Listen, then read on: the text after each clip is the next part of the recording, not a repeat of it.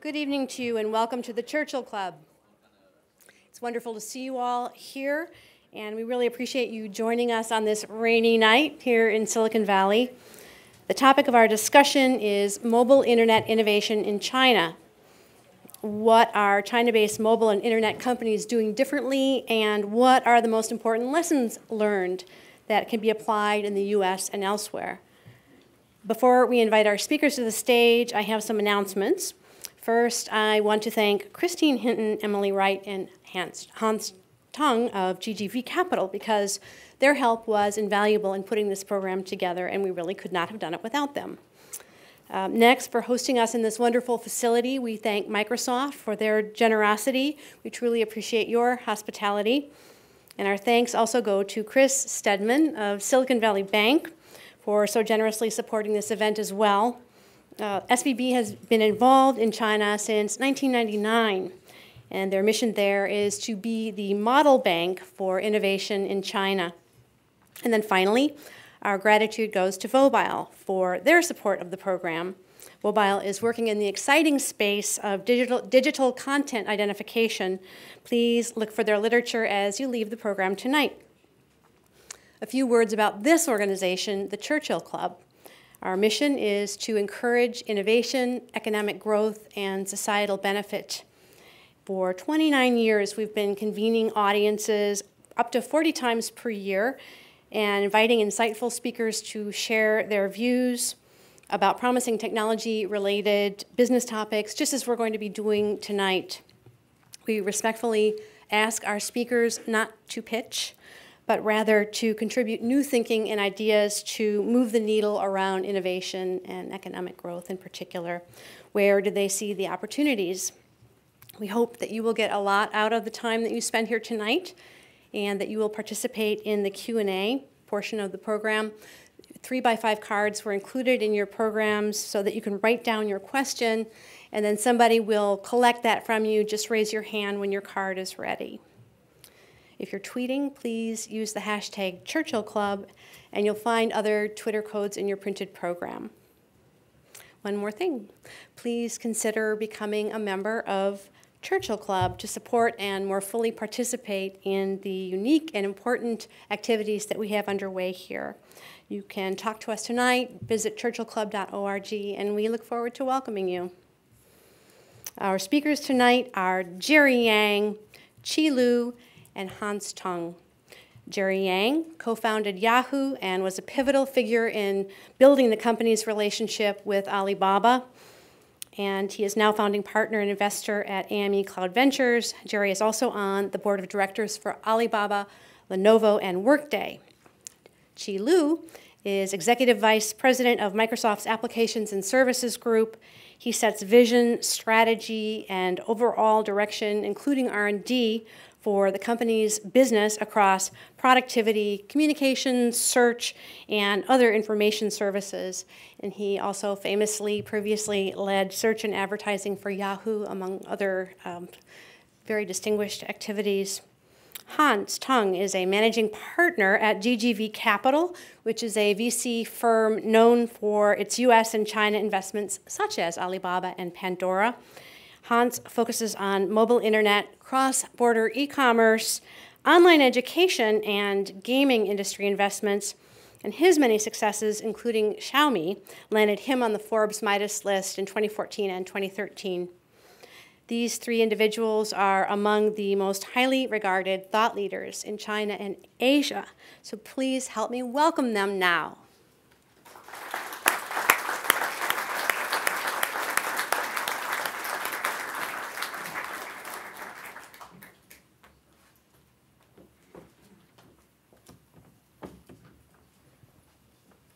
Well, thank you, Karen. I want to thank the Churchill Club. Also thank SVB and Microsoft for hosting us. It's a pleasure and also a privilege to be here tonight. And thank you all for coming in such a terrible weather. It's impressive. I didn't think as many people would show up today. So we have a very interesting opportunity to talk about mobile and internet innovations in China with very distinguished speakers. And I'll shoot first. With Jerry he visited China in 1997. Jack Ma was your personal translator signed by the government. That was 97. China had 600,000 users, if I remember correctly. America had 55 million. The ratio is almost 1,000 to 1. And fast forward 8-9 years later, you made a single most bodacious and largest investment in China of $1 billion into Alibaba, valuing Alibaba at a $5 billion valuation, which everyone at that time thought was ridiculous and too high. Fast forward another 8-9 years later, it has gone public. Now is $300 billion market cap, 3/4 of Google's market cap, has more GMV than Amazon and eBay combined this year. What happened? What happened in China during those 20 years? How did it go from 97 to now? Obviously, there's a lot of zeros added since that first trip to China. But I would say that, nothing really beats good luck. And You're too modest. I've had it a couple times, and obviously first time lucky enough to start Yahoo, and the second time to be able to, I think, meet Jack at the right time because, having met Jack in 1997, but then really not seeing him until he started Alibaba and Taobao. But you just knew that he had the drive, the ambition, the vision, and really more determination. I mean, I think his background, being a teacher and being really a motivator, was kind of a key ingredient to him being a great entrepreneur. So, but I think that everybody also knew how important China was going to be in the late 90s. So I obviously wasn't alone. In fact, everybody was seeing the rising market of China across the board, not just in technology. But in technology, you had this double growth, right? First of all, the users were growing, but also secondly, I think the markets were expanding because technology was penetrating at a much faster rate. And so, so things like Alibaba and Taobao was able to leapfrog a lot of the traditional paths of e-commerce here, as an example. I'm sure we'll talk about that a little bit more. But this leapfrogging is still happening today, and I don't think any of us was able to foresee how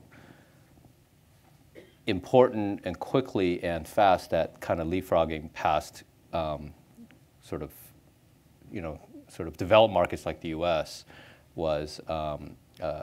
Other types of leapfrogging, obviously, as we're seeing now, is mobile. Obviously, there's almost no landlines in China anymore. So, but there are a lot of number of factors that I think is enabling China to grow at a different pace and a different profile.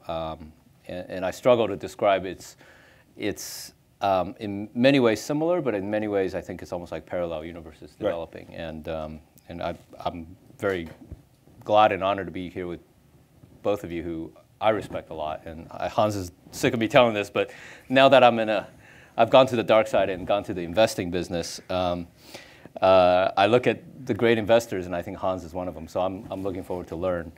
You're too modest. Yeah, and now that I've left the dark side of operating, she is my hero, and so I'm looking forward to know how you make big companies work, because it's not easy. So I'll put the heat on Qi next then. Okay. So you're from Shanghai. Yes. And you came here in '96. You got your PhD at Carnegie Mellon. You went to Yahoo a bit later. Eventually run the entire search business and over 3,000 engineers. And then you joined Microsoft. You could have done anything in 2008, but you decided to join Microsoft, and now you run a lot of business, which includes Skype and Microsoft Office and Yammer and Bing, MSN. A lot of interesting internet assets. And you still go to China very often. So what do you think happened in the last 20 years that made China where it is today in the internet space? Yeah, so first of all, I'm quite honored to be here, Julie, on the stage with you too. It means a lot. So before I answer your question, Hans, actually come back to what Jerry said. I truly believe Jerry is being very, very modest. I think Jerry, if you don't mind, maybe I just share a little bit more. So hope you're okay with it. So Sure. Because I was very involved. I might walk out, but that's okay. So there's a community called HISTA, Huayuan Keji Xuehui. There's has to be. So they give me assignment to say this year, 2005, your job is to get Jerry to come to join. So I talked to Jerry, and then Jerry turns out every May he goes to Kentucky Derby. He's like, I can't go attend the whole thing, but how about I just come play golf? And the golf partner was Jack. And I think 2 weeks later, Jerry asked me to his office, and there's a document that says Project Pebble, because the Pebble Beach was the place. The location. Was the location. So right. Cut the story short, he sent me to Hangzhou to do due diligence. The reason I say this is we did it in a very secret way because he knows most of the company perhaps would be against it. Because my boss at the time, his name is Fu. He kept asking me, where are you? I said, Fu, I can't tell you. Jerry asked me to do something quite important. Because if I say I'm in Hangzhou, you can guess. You can guess. There's nothing else in Hangzhou, right? So, but to cut the story short, I think there's a few things was courageous because at the time almost everybody is against it. People are like, are you crazy? Couple of big ideas in my views. One is pick an operating structure. I think Jerry, in many ways, I think you can say pioneered that model. Essentially, we, in many ways, a minority. It's similar to Yahoo Japan model.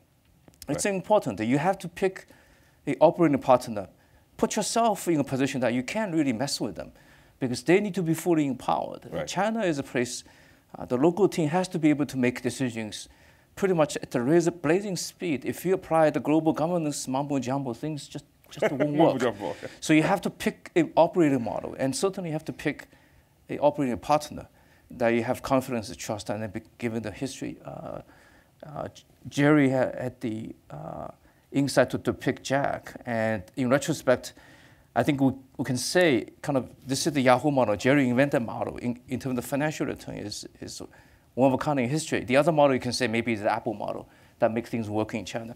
But the rest we kind of all have to figure out because China is high piracy and we all know these hyper growth. But the one more important thing I would say is if you're thinking about going into China, whether you're a mature company or not, you have to pick a partner, a local partner. At Yahoo, we tried to several times actually. Before we picked Jack Ma, we bought a company called 3721 Hong Yi. Yeah. Now he is the CEO of Qihoo 360. Extremely capable product person leader. But there's all sorts of reasons things may not work out. So I do think Jerry made a lot of contribution in my views, in that regard, to figure out a model that works quite well for U.S. company to get into China. To the question you asked for me, I think for the last 2 decades, a lot of things happened in China. Obviously, the biggest thing in my views, China does not have legacy.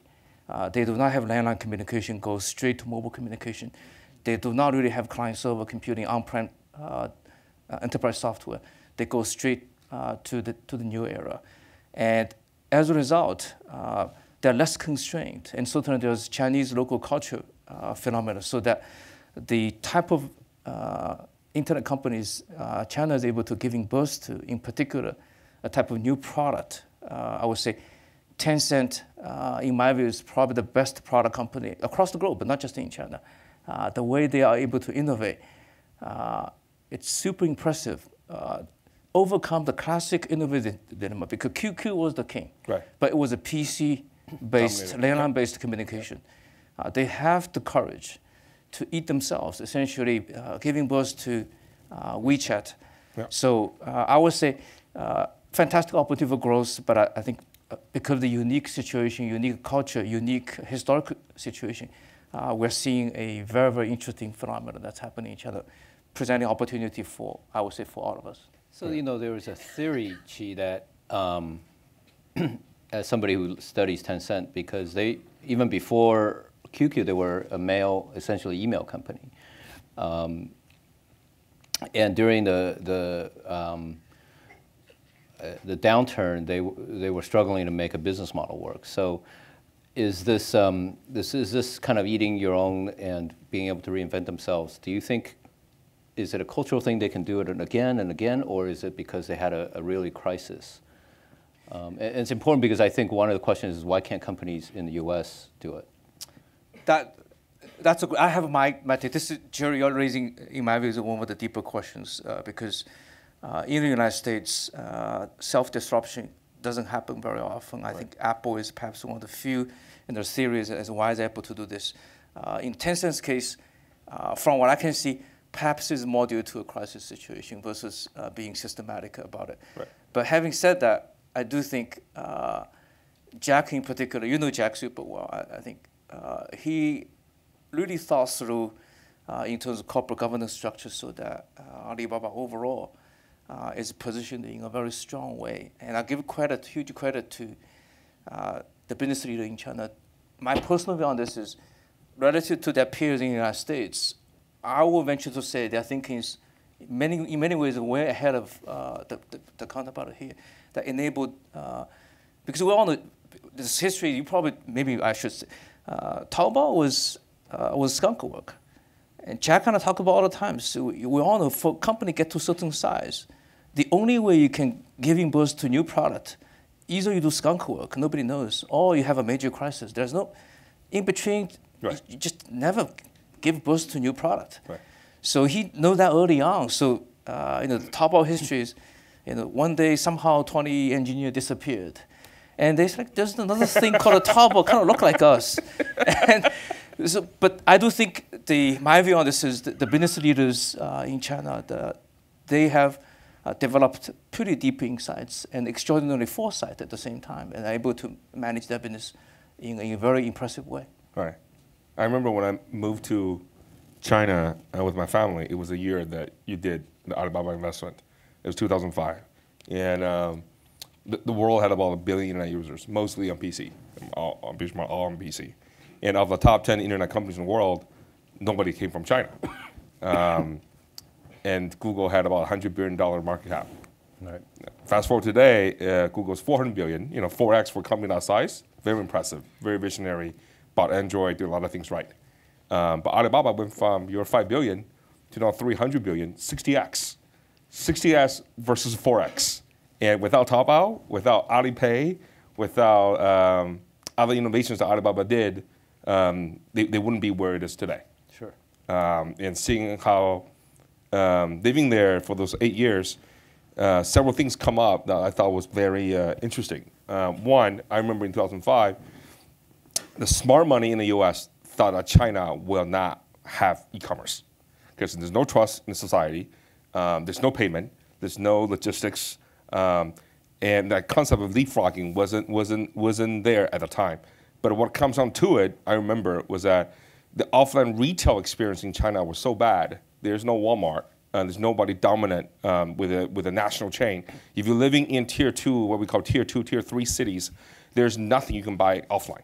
So if you're willing to wait for 3 weeks, even 4 weeks, I remember from Taobao first launch, people waiting 3-4 weeks at a time, and half the stuff is bad, and some stuff may not even get shipped to you. Right. But people put up with it because the offline experience was so bad. This is still better. And over time, Jack knew that as long as everything's free, more sellers come, and then more buyers will come, and over time you will have a vibrant ecosystem. And I remember eBay laughed at Taobao and thought that you guys are just like US in 1999. This is irrational. This is not thoughtful. But Taobao grew tremendously.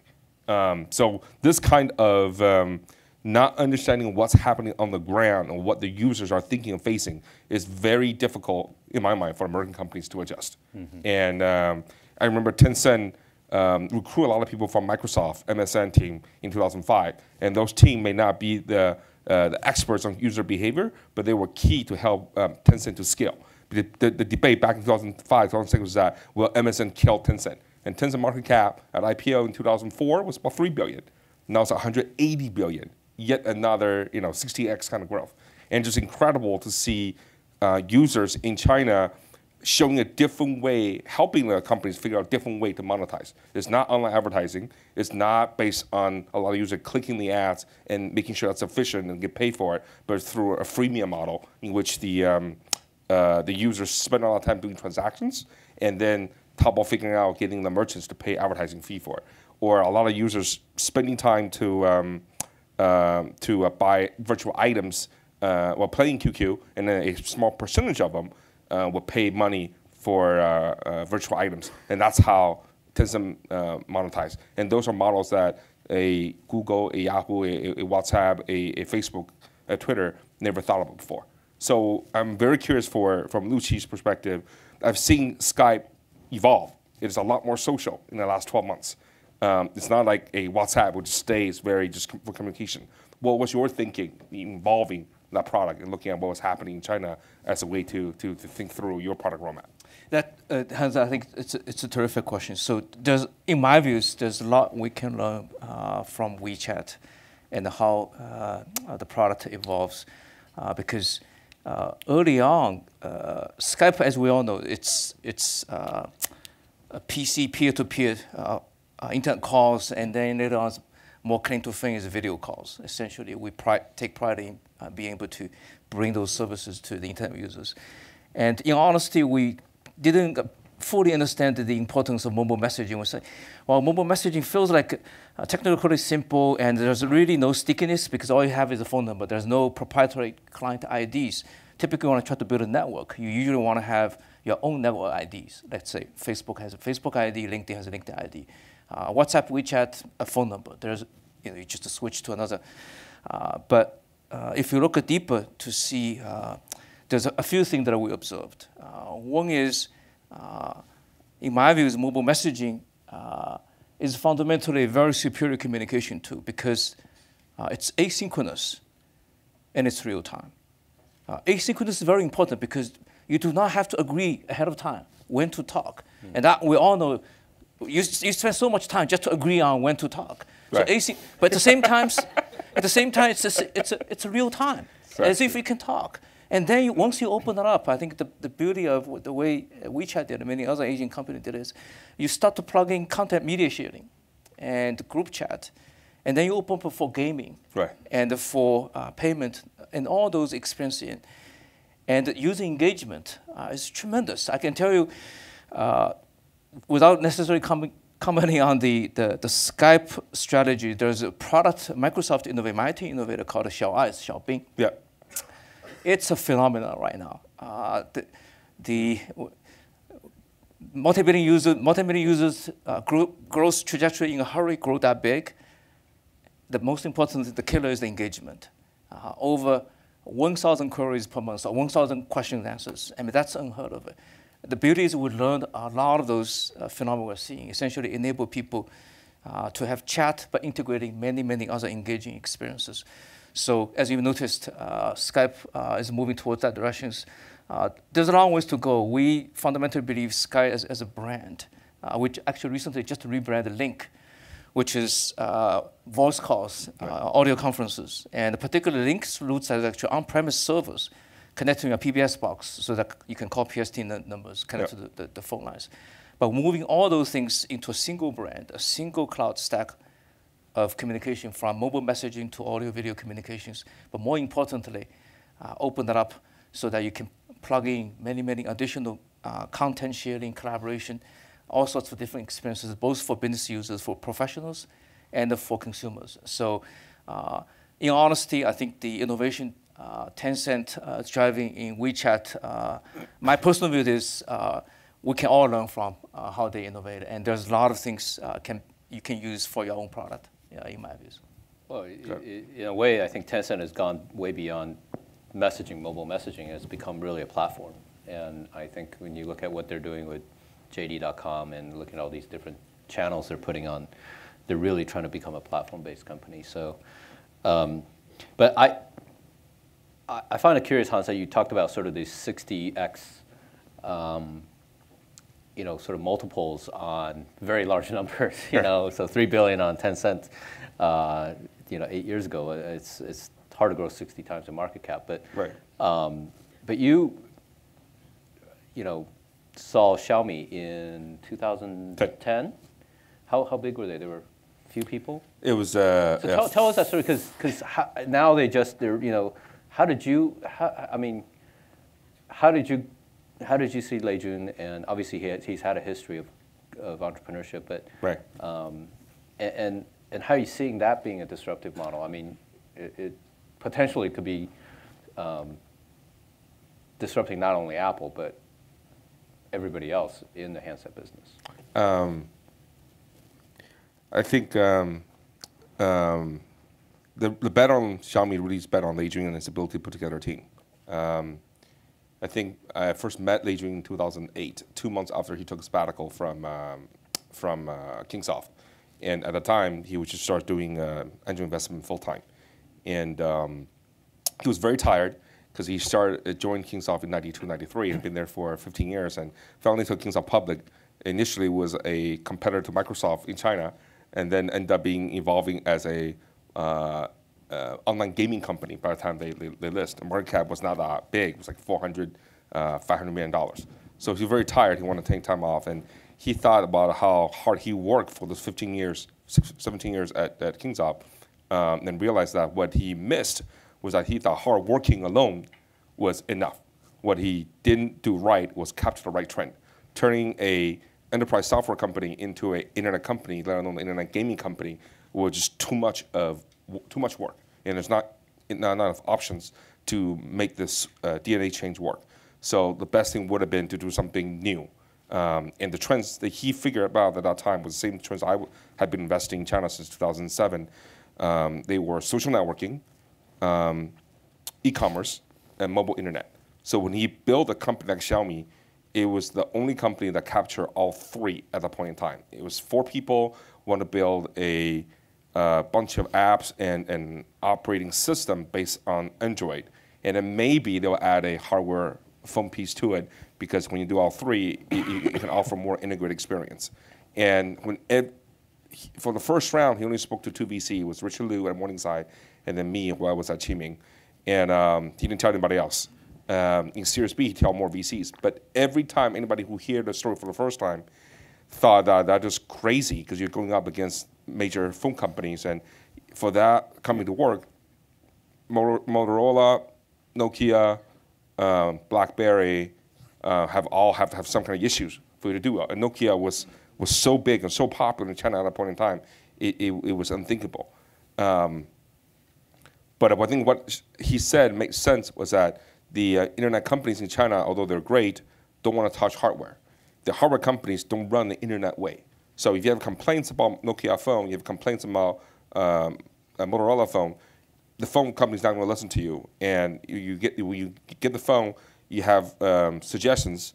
You don't have a direct relationship with the phone company themselves. So if he thought he could build a company that leverage social media to have a direct relationship with the user, have the users be so happy with the performance because it's so cheap, quality is so good, they'll actually talk about it on social media and word will spread. He doesn't have to spend a lot of money on marketing. And if you only sell the phone over the internet and not go through offline distribution channels using e-commerce, then he can cut the cost of sales and marketing down. And you look at Apple's P&L, that's roughly 30% of sales. So if you take away 30% of sales from top line, you can make the cost of goods sold a lot cheaper and sell the product a lot cheaper so that people can be delighted with the final price to performance ratio. And then lastly, mobile internet. So he actually learned from QQ. QQ is free, WeChat is free, and users use a small percentage of them will pay for additional services like gaming and so forth. So if the phone is almost free, it becomes like an app, and then people use it. And once they use the phone, you can do more stuff on top of that. So he really literally took the 3 biggest trends he thought was interesting and then combined them to build a new company. And because of he already had about Sina Weibo and Tencent Weibo, I think, started around 2009. So by 2010, he already had like 500,000, 800,000 users on Weibo following him. So he knew that he can reach out to people to tell them about what he's doing so that he can leverage his angel investments that he also made. There were 17 of them, and he treated them, all the CEOs very nice, so they will support him and promote Xiaomi for him, that he was able to use everything he had to recruit a really good team. And he was willing to give him a lot of equity to make it worthwhile. So the company grew from 0 in 2010 to now this year probably $10 billion US in net sales. And it became profitable 18 months into the operation.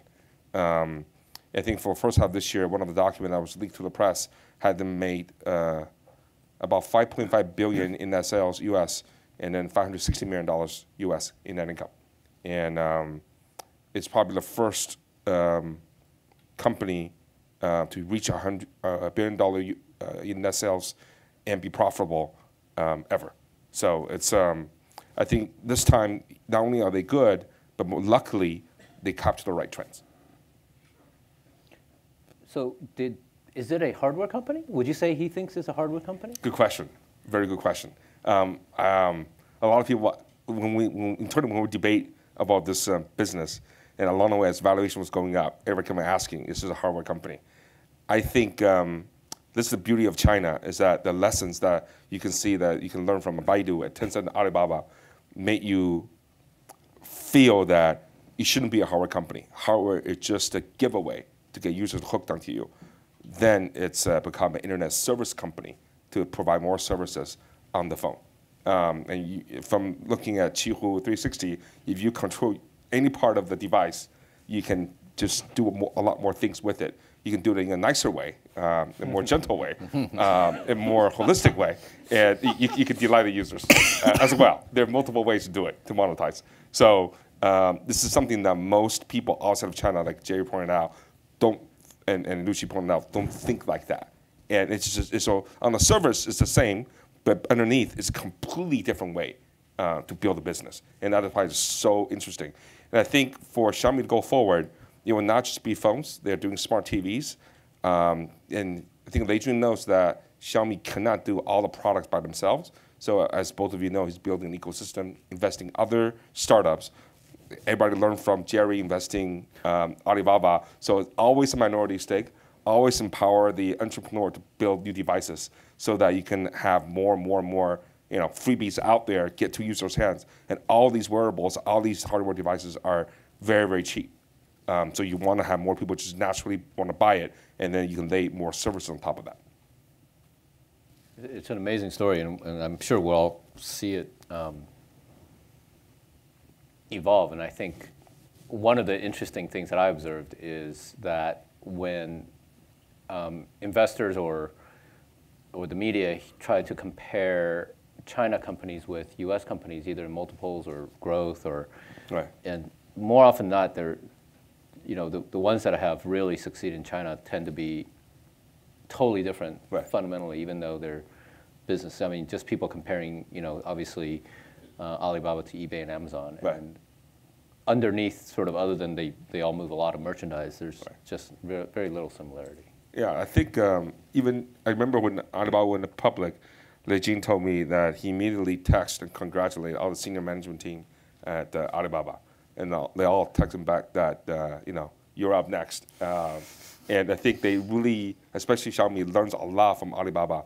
You look at how Alibaba has expanded internationally. A lot of people, roll their eyes or they're too aggressive and stuff like that.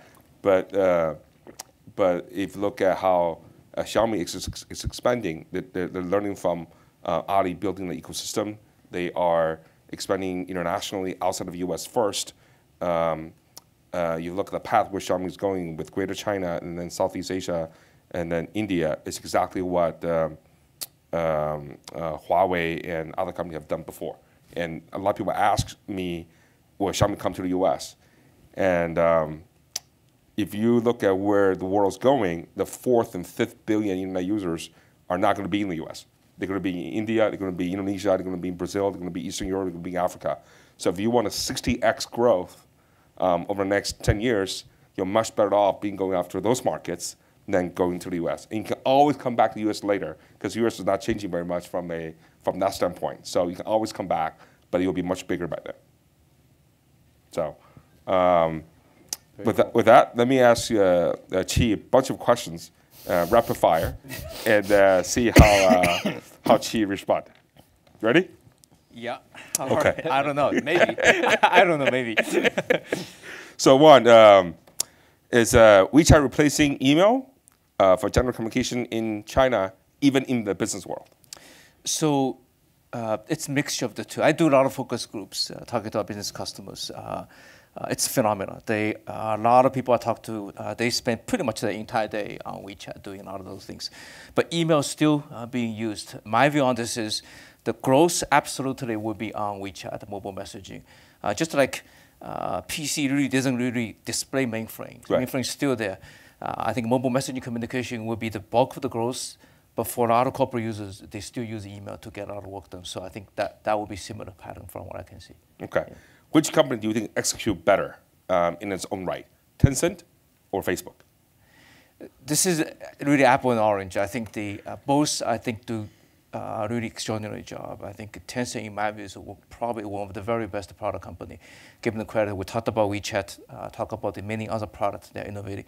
I also say Facebook deserves huge credit, particularly get mobile monetization right, and also maybe in this one, just to spend one or 2 minutes to talk about. I think in some ways the mobile internet experiences, China and the United States are diverging on two different ends. In China, I see WeChat become really the real OS, whereby you use applications. It's essentially the home screen that you use WeChat to launch into many other experiences. Right. In the United States, the opposite, meaning that even Facebook going to this trend that we call mobile, essentially single-purpose apps, but hooks into a central network. Essentially, you go to Facebook Messenger app, although the experience is different, but the minute you log in, it's the same graph, the same set of peoples. Right. If you go to a Facebook paper app, it's the same experiences. I do think Facebook, in my views, is executing well. And in honesty, I learned a ton from how Facebook is able to deliver mobile experiences. And it can point the way on how we think about even enterprise applications. Because in a PC world, you have Suite, essentially a large app, Swiss Army knife, right. Like Outlook, a huge set of capabilities. On mobile devices, the world will be very different. So I do think both companies are executing in an excellent way. Okay. How big do you think the online to offline or on-demand mobile services opportunity will be? In China? In China. And how will the rest of the world, will the rest of the world be more like China? So on this one, Hans, can you be a little bit more specific, because it's a little bit vague to me. How do you define that? Yeah. So like Didi Taxi, like I see what you're saying. Uber, like Dianping. I think it would be huge. I was in China a few weeks ago. I'm going to go there again. So I was riding a taxi. And it's a phenomenon. It's essentially the taxi driver turn his signals on. You can see it's a real-time stream to say 100 meters away, there's somebody waiting, right. Go to that direction. He or she is willing to pay $20 yuan more if you pick her up. But essentially what you can see is that they are building a real-time, on-demand transportation demand. And then you can imagine you can use those kind of transportation graph, let's put it that way. Yeah. For all sorts of shipping purposes, you can use and Uber can do the same thing in the United States, because you can find out on Saturday night which places has what kind of parties, people going to which locations. Right. It's just the opening up a huge possibility. So I'm a huge fan on what you just said. I think it's opportunity not just to China, by the way. I think in the United States you have similar Airbnb, Uber, the Uberization of many different kind of physical services. Now you can use phone, wearable devices to connect that to. Jerry, you want to add something? No, I'm very worried all these drivers are looking at their phones and not looking at their I'm going to invest in self-driving auto-driving technology. Sometimes you do wonder, but so if they were self-driving, you would make those apps even more popular. So they're on the right side. Pretty soon you won't need the drivers. You just have the app talk to the self-driving car, and then you'll be done. So right. So no, but I agree. I think obviously I think the question there is there an even more leapfrog element in China's O2O than what's happening here? And it just seems like, and my experience is more limited in cheese, but it just seems like when you go into these China O2O things, it's even more chaotic than the US. So maybe the chaos will create even more opportunities. Who knows? Yeah. So I'm mindful of Churchill Club policy, not to say too much about your own company, but we did become an investor in Didi in this round. We don't like the valuation; it's very high. We passed on it earlier, but it goes to back what Luci's saying. It is a transportation graph, and it is a potentially a gateway to doing a lot of things that's LBS based. So it is scary to see what kind of stuff they can do. Right now, the stock company doesn't have much revenue, but the possibility seems to be there. And then e-commerce, Tencent built its empire based on entertainment business. It's entertainment for a lot of users who have a lot of free time to kill. And you just need a 5% or 10% of the users to pay for virtual item goods to get extra benefits, to be very profitable. But China's shifting. E-commerce is becoming more and more what people do now. People now on Taobao now shop once a week instead of once a month just 3 years ago. So as that happens, what do you think the non-e-commerce giants in China will do? Can messaging app be a way to facilitate more e-commerce? For example, Koudai Yushop is trying to do something on that. What are your thoughts on that front for both Jerry or Qi? Jerry, you go first.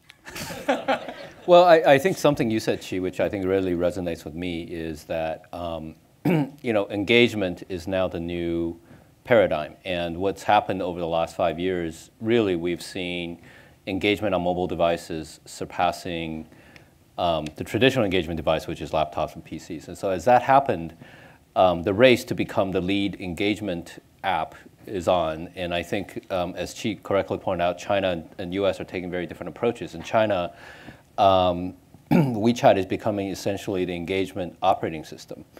And I think that position is A, very powerful, B, they are, my observation is that Tencent is still trying to understand how to really flex its muscles as the Engage OS. But whether it's in the productivity in the enterprise, on email, right, to social commerce. And to your point on social commerce, Hans, I think that if you look at what is the real opportunities, can you take Taobao, what is it, one time a week, to right, can you start doing commerce or shopping every day, every 10 minutes? And I think the engagement environment OS that is enabled by messaging can enable even more frequent and even more engaged commerce, right, plus mobility. Right. So I think the three keywords there for me are obviously social, mobile, and commerce. right. And those three themes, I still don't know if we have seen the ultimate winner in the most social, most mobile, most commerce-driven company. It's hard to be all three. But if you can hit all three, like either Xiaomi did or some of the other companies we already talked about, and on those trends, I think it's a massive company, probably even more than what we envisioned. And I think the race is on. I'm not giving anybody new insights here. I think everybody knows that if you can feed engagement into social, into the power mobile, into the ability to transact, I think you have a tremendous opportunity ahead. And I think you're seeing, obviously, Tencent creating a bunch of alignments through investments and or enablements to benefit its core platform. And I think companies like Alibaba and Baidu and everybody else is also playing their own ecosystem game. So it's going to be a very interesting time, I think. Right. Please agree with me, otherwise you can make I do very much agree. I think Jerry covered all the salient points. Maybe perhaps the only thing I will add is once you own the engagement gateway, your natural adjacency is very, very broad. There's certainly commerce side. But if at some point they deem appropriate, getting into enterprise is also very natural for them to do. So having that is a strong position to be in. Right. One note on Alipay, though. I remember because a lot of smart US VCs thought that China had no payment. Credit card, non-existent. It's a cash economy. So how can you facilitate e-commerce that way? And then Alipay came out with an escrow service. So the buyer, after they buy some stuff, they deposit the money in Alipay for was that 7 days? Yeah. And then after he get the goods, if there's no complaints, in 7 days the funds released to the seller. This way, you don't need trust because you have escrow service already. And from that, now Alibaba's moving into internet finance, micro lending. Jerry, do you want to share? I hate to be around to say it, it's not part of the Alibaba group, it's separate, but it can be a huge company down the road. What was Jack's rationale for expanding into micro lending and internet finance? Well, now that I'm on the board of Alibaba, and I can't talk too much about it, but I think it's obvious that the financial, lending club went public today. Yes, they're very well. And so this is not a China phenomenon. I think this sort of ability to create microfinance and it's very different in Alipay's case or Ant Financial's case. But I think that the trend of payment embedded in mobile, the trend of getting credit in a world where credit is still, I think, something that the Chinese consumers are trying to get used to, is a very big opportunity. And I think Alibaba, and probably by direct proxy, Alipay and Ant Financial, their goal is to serve the small to medium-sized businesses in China. Right. That is their core constituency. Right.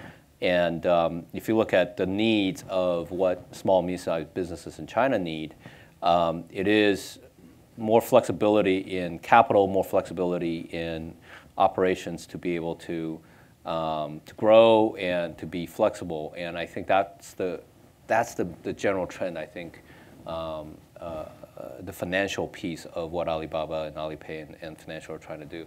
And I think it's, I hate to say it, you're going to hear me say it a lot, but I think it's just scratching the surface. Right. I mean, it's not really something that everybody understands yet. And but I think in China, you almost have to go do it and then figure it out and then adapt rather than study, and then do it. So we'll see. Yeah, I remember on 2013 in January, I won't disclose the date, on the date of my wife's birthday, she got an email from Taobao. Says, thank you for being with us over the last 8 years. We've been in China 8 years at that time. And we have been with you moving from Shanghai to Beijing. And then we see your kids born. And it was 2008, and we see them grow, and we were happy we were able to help you and provide a lot of needs and a lot of care. It's a family of love, blah, blah, blah, blah, blah, blah. And so when when two of us saw that email, we were extremely shocked and very impressed, and a little bit scared. I thought that's why you moved back. So it's impressive how much they know, not about just about consumers, obviously about the businesses themselves as well. So they are in a much better position to knowing the credit history of the sellers and the buyers to do a lot more lending than other people do. So one last question before we get to Q&A is that both of you touched upon a point where whether it's Xiaomi, whether it's Tencent, or whether it's Ali, make strategic investments. And most investments are minority, pioneered by Jerry with investments in SoftBank Japan, Yahoo Japan, and then Alibaba. But most U.S. company, I don't know any U.S. company that does that. It's either outright acquisitions or kind of like maybe like Google spread the money around without much tie-up. Why is that? And should the U.S. company learn something from what the Chinese guys are doing? Jerry, you want to start? No. So I say something. I think this is one, in my view, is one of the deeper questions we should all think about. I think there's plenty to learn from the way the Chinese company did it. Because strategic investment in most of the corporations in the United States always viewed as kind of weird beast. It's kind of half pregnant. If you want to invest, are you for return or for strategic? If you invest for strategic purposes, you usually get very lousy deals. Right. And because the company willing to take strategic money is usually they give up they give up independence, big dreams. You kind of get a B teams. And, But if you let's say you invest for returns, then what's the strategic synergy? Why you think you can do better than the VCs in Silicon Valley? So kind of always, without getting into the Chinese company, I do think it's for ecosystem. They play, in my views, brilliantly. Particularly some of the company you mentioned. I personally, based on what I know. But having said that, I do think. I myself tried quite a bit at Microsoft. In my first 5 years at Microsoft, I decided not to buy any company because we're just not good at buying company. And once you buy, usually the thing gets dead quickly. So that's the antibody in corporate reality, which is not good. But we're getting much better now. So we are, my group just bought a company last week. So, but you need to become better at acquiring assets and using those assets. So going forward, we'll buy more for sure at Microsoft. But I also do a lot of investment. For example, I invest in Waze. When its value I think was $25 million. Each time I do, usually couple with operating agreement so that you get a decent amount of operating synergy. The key things are two, and I haven't thought through all these. One is the large ecosystem. Silicon Valley in particular is much better at filtering bad ideas. Once you acquire, you lost that filtering capabilities. The thing may not be the right idea, but you don't have the filter to force the teams to pick new ideas. So you lose that, which is very valuable. The second is, my view on this is, increasingly you see teams, employees want to work for themselves. And having sufficient equity ownership, you work very differently. Once you get the company into the big doors, that motivation is also going to be very different, and the performance, the speed. So I don't think it's, we should take up, for US corporations, we should take up this challenge. Say in this new world, how we innovate, pushing our comfort zones, finding different governance model, different operating models so that we can tap into large companies, tap into the larger ecosystem in a more effective way. I do think the Chinese company, in that regard, in my view, is doing a better job and deserve a lot. We can learn a lot from them. So I'd love to ask one more question before, and this is not trying to figure out your own bias, Hans, but when you went back to China and was at Ximing in 2005, it kind of kicked off. I mean, we could all look back in that time period as probably one of the most high growth, most interesting time for VCs. And then you made the decision to come back in 2013. Does that mean that you think things here are more interesting now than 2005, or are there lessons that you have talked about some of this? Are there things you would say that China is now doing that we can be doing more here in the US for companies here in the venture sense? Just talk about that timing of coming back and the opportunity. And obviously you're back and forth, but is there a more US-based opportunity that we can all think about? Right. And it's very selfish, sorry, but I'm investing in US. I'm not investing in China, so I gotta learn from Hans. No. I think two things epitomize what I try to do. One is when Xiaomi was expanding overseas, I was part of the team that did a little bit to help them recruit Hugo to join them. And seeing top Silicon Valley talent to want to join a Chinese company and help Chinese company internationalize and expand outside of China is very interesting. And to be able to be helpful to more Chinese companies, I think they need to know more of the talent and resource here. That's the first level. The second level is both Jerry and I are investor in this little company called Wish in San Francisco. And when we invested in 2013 at two different times, the company was pivoting from a ads network play kind of thing. People can wish for Facebook what they like, and based on what they wish for, the company can come up with more relevant ads on Facebook. And then in that year, 2013, they pivoted because one of the co-founders is from China and knows about Taobao, and said, why don't we just start selling stuff to the users by recruiting merchants directly to do that. And most U.S. internet companies don't like doing that because it's messy.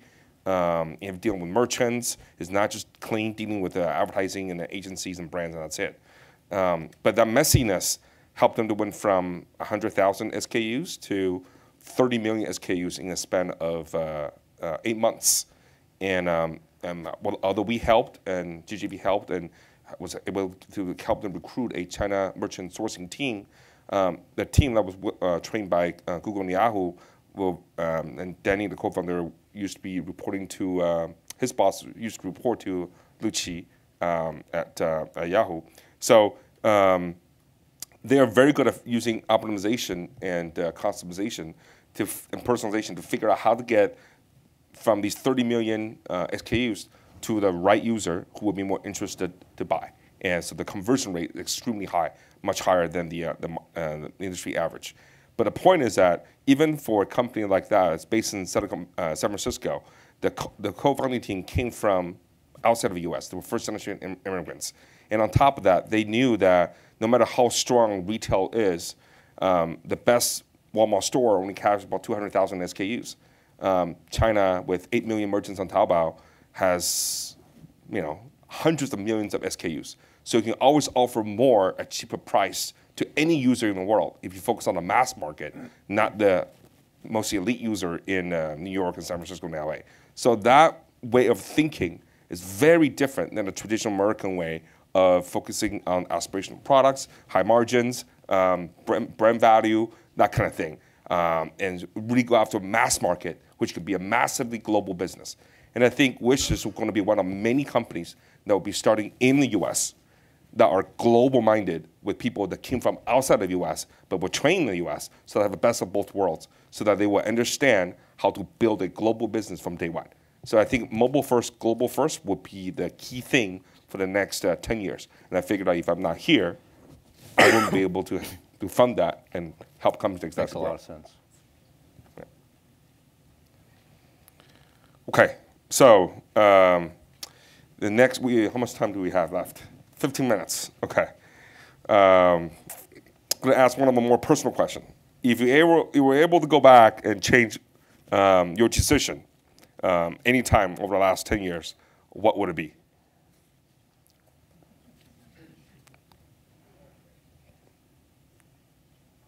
That's for Jerry.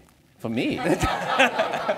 Well, it's interesting because, and people did ask me this around 2005, and I didn't have the balls to do it. I would do what Hans did. I would love to, to pick up your family and go to China to me was,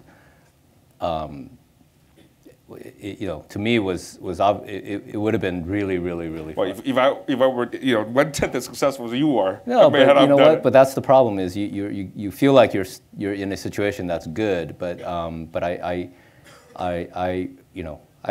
joked and I said if I were 25 again, I would definitely, and single, I would definitely go to China. But that was not the case. So yeah. But I think in retrospect, that, and China, I still think has a lot of opportunity left. I'm not saying this is over by any means, but I think, but to be in that time period when the Baidu, Alibaba, Tencent, and a lot of other companies came up and went down, and down is not down, but companies like NetEase and Sina and Sohu, and so you still have a lot of these companies that are going through second generation, third generations. And now you're seeing, the $150 to $300 billion companies being created, and they will get bigger. And they will get bigger. I think so you won't take long for Alibaba to be a trillion. But I just think you can't say it, but I can. But I just think that was sort of the golden time to be in China. So that's probably something I should have seriously considered, more seriously considered. Right. Qi? I would actually just apply what Lei Jun famously said. If it's all about picking the right place, then the pig will fly. So looking back the last 10 years, China has several places I think pig will fly. You just put yourself in those spots and you just ride a massive wave. I think that should be learning opportunity. But for me personally, I never look back because you can't do A/B testing for your personal choices. That's a classic line. You can't do A/B testing for your personal choices. So you just learn and move forward. Find the next place where pig will fly. Right. Yeah. Not to get you into trouble, but I'm sure you heard this many times. If you ever decide to do your own thing, I think a lot of people want to back you. We will be the first to want to do that. That's not for today. I'm absolutely committed to Microsoft. My job is so big. Seriously, this is all serious. So I treat my job as a blessing right now. So. But to be fair, I think, Chi, you also have been quite visionary in investing in companies like Cloudera and things like that. I mean, you definitely have a sense of where the world's going. So your pigs will definitely fly whatever pigs they are. So. For Microsoft, it would be an elephant, but it will fly. Yeah. What do you think are the easiest thing for American? You're not going to answer that question? No, of course not. So moving on. What do you think are the things about China is most misunderstood by Western audience, whether it's investors or entrepreneurs or internet company executives who want to expand to China? What do we think are the most common things that they misunderstand about China and prevent them from being successful in China? I would try. So out of my own kind of operating experience, to Jerry's point, I'm still living. I think most of the business leaders in the United States are trained and perfected a way to compete in a marketplace whereby brand, differentiation, all those things. These usually don't apply. Almost guaranteed don't apply in China. You kind of have to understand it's a complete different rule. What I usually always, in China is one of those markets whereby the non-market forces play often a larger deterrent of the outcome of the business endeavor you try to do. So if you haven't studied yourself enough, picking a business partner is, in my view, is must-have. So I would say the number one business area you think you can apply whatever you learned in the United States in China. That's perhaps the first thing you should challenge yourself to. Whatever you think will work in the United States, you kind of have to revisit it. And the right starting point, in my view, is to find a great partner to start with. Right.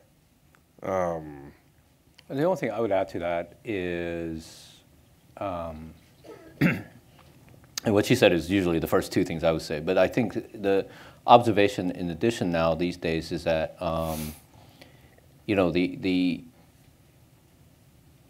the entrepreneurial scene in China, because they now have multiple generations of entrepreneurs and serial entrepreneurs. You got Lei Jun and Zhou Hongyi and actually Jack they're all serial entrepreneurs. Right. And that I think the young people there have really in the last 10 years grown up in a mostly cross-cultural environment, albeit still very Chinese-centric. I think the quality of entrepreneurs is probably world-class, and they don't have the Google, Facebook training per se, but their product creativity and some of the interesting things that are getting built in China is quite differentiated and quite different. So it's no longer sort of the Chinese version of X metaphor, which has been used mostly through that last decade. I think in this decade we're seeing China first kind of applications being developed. We've been talking about consumer internet a lot. One of the questions is, for people who are interested in enterprise applications, in cloud services, China historically hasn't been great for 2B business models. When could China open up for that kind of businesses and to blossom? And could the U.S. companies have an edge in doing that? I can take a first cut on this one. The Microsoft actually was among the very first to leap into China on the cloud side. It took a lot of work because the rule of game is very, very different. You have to have, by government rules, you have to have local business partner. For example, for Microsoft is ViaNet 21. You have to have an operating partner. But the operating partner is tricky operationally because typically your cloud software is still very green code, it's still being developed. And now you have to have completely different teams in a different nation operating those software where the bits are still being changed on. So just to figure that out alone, it's a lot of hard work. And the Microsoft team, huge credit to the teams. My team's involved. We have Office 365 in China, Azure in China. And we are the first US multinational company to have public cloud offerings in China. Our experiences, the potential is absolutely there. There's a huge opportunities, but takes real commitment because it just requires you have to rethink pretty much entirely how you write software, how you train operating teams, how you handle escalations. And even things, for example, the thing that I learned I didn't realize, when I talked to the customer in China, they use Microsoft Azure, Office 365. But turns out their customers, these are Chinese companies, they're customers in the United States, pharmaceutical companies. Now we have data centers entirely in China. And then their customers cannot use the outcome of the data because there's regulation, there's rules. Now how do you create a different kind of cloud infrastructure? There's multiple sovereignties, people in different nations, through business rules you can use, because this is blazing the trail in many ways, because in cloud and data, there's no such notion even, there's an embassy, for example, a foreign national going into different sovereign region, you can have access to data as if you are part of another. All those things are opportunity, but I do think given everything we learned, Microsoft is absolutely committed because our bread and butter is really enterprise software, productivity, cloud computing. Right. And we invested heavily and we very much see the potential and we're going to continue that journey. It seems like it's hard for big companies to enter China, whether it's for a Facebook, a Twitter, or even for a LinkedIn. Do you think company from the US, if they want to go into China, should go there sooner, when they're smaller and less noticeable?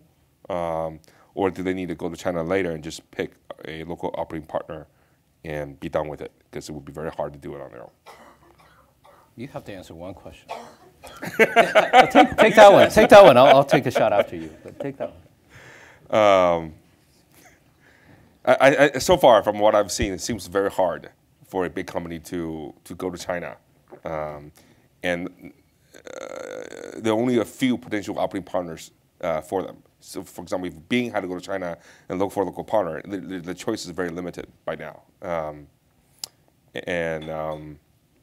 So I would think that if someone wants to expand in China, I will advise them to recruit someone on your core team who's ideally originally from China, and someone you trust for the judgment call they can do in the U.S. Therefore, when they talk to you about China, you actually trust them because you know they're good. Therefore, when they tell you something about China, you will believe.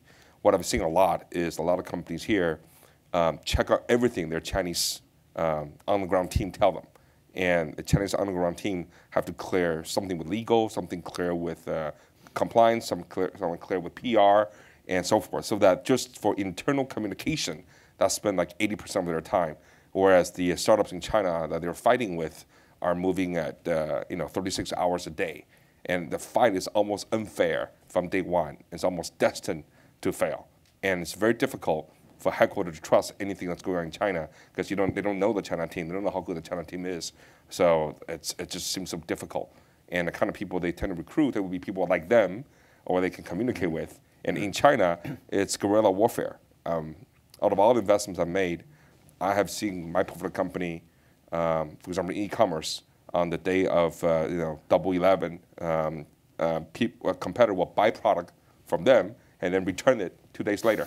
And that could account for 10, 20, 30% of sales just to cause trouble for you.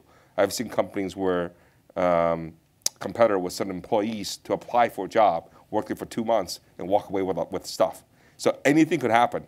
So you don't have a team on the ground that is tough and can fight it out and not sweat it out, but instead have to spend 80% explaining what happened, why something was not done right, that would make it very difficult to operate in China.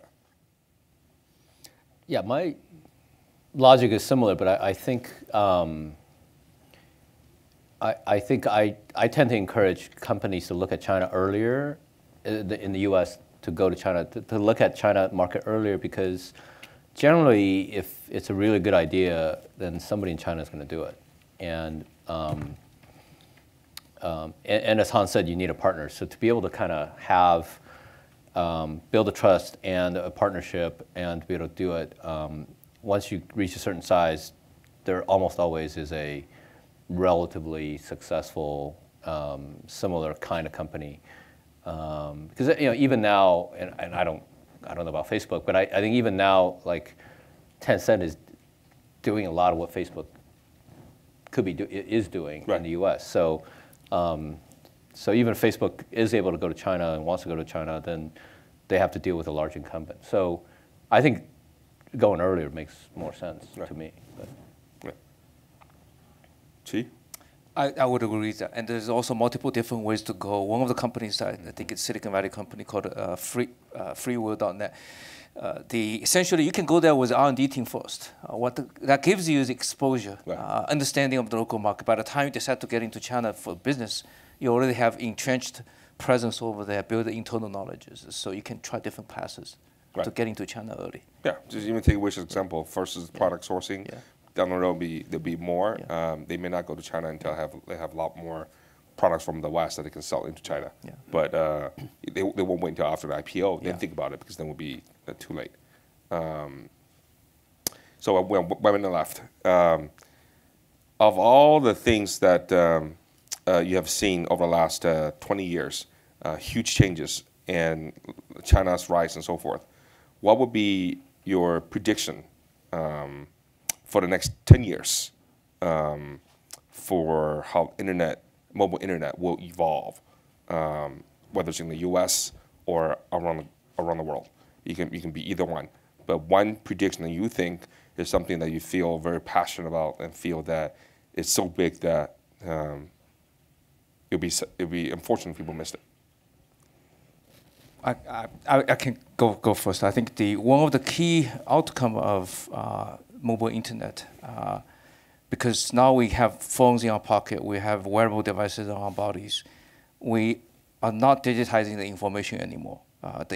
The first version of internet is really digitizing information. Delivering information becomes fully digital. We're digitizing all human activities. We talked about Uber and all those. And that's an overarching trend. The negative is almost every company, in my view, will become a software and data company. And the data becomes the most durable strategic assets for most of the companies to spend time on, thinking through whether you're Alibaba, what kind of data you should have, whether it's Microsoft. Certainly, we believe our company's bread and butter is the data assets to understand how people work, how enterprise people work together. And at the Microsoft, we think this is the moment for us to change the world again, because 30 years ago, Bill Gates founded the company, bring computing to desk for information work to work. But the opportunity is vast. I think Microsoft can ride that wave. All of us can ride that wave. I think next 10 years is just fantastic. Well, I think in 10 years, we will be able to, I think I'm going to try to go start one of these companies. I'm the company to do. Okay, done. It's a company that does personal decision A/B testing. I actually think it's quite doable. We should talk about it, because but don't you think there's enough? To your point, I think IoT. I think all the data around this. I think. But I thought LinkedIn is trying to do that already. You can not only A/B testing, do even counterfactual analysis. Actually, there's some theories, because without testing, you can do counterfactual analysis throughout. So there's indeed. Well, you can certainly do predictive analytics. Yeah. So it's a great idea. We'll come back in 10 years, because I think the last time I was here was in 10 years. See how well I do on that one. I think a lot of people feel that companies like Alibaba is already very big, and it's the biggest IPO ever. But I think a lot of people don't realize that for all the might of Alibaba, the international business is less than 5%. AliExpress is growing very fast. especially in countries like Eastern Europe and Latin America. I think over the next 10 years, the global-minded startups from the US, some of the more global conscious company like Facebook, and then surprisingly, probably a lot of companies from China can be global players in a way that people didn't think was possible in the PC era or in the state-owned enterprise era and so forth. I think the Chinese government will be very supportive of encouraging all these Chinese internet companies to expand. That has never happened before because internet and China and Chinese government tend to be on different sides of the negotiation table in the past when it's just in China. If this internationalization can work and China can handle all the political issues that come with Chinese companies expanding overseas, I think you will see a very different China, hopefully more open and more free over the next 10 years. And that could be the single most important development in Asia, if not mankind, to bring stability in that part of the world. So I am extremely hopeful and willing, and I think to help to make that happen. And it's, I don't think there's any better time to be where we are today, and I feel extremely grateful every day when I wake up to be part of that potential change. Awesome. Well Good said. answer.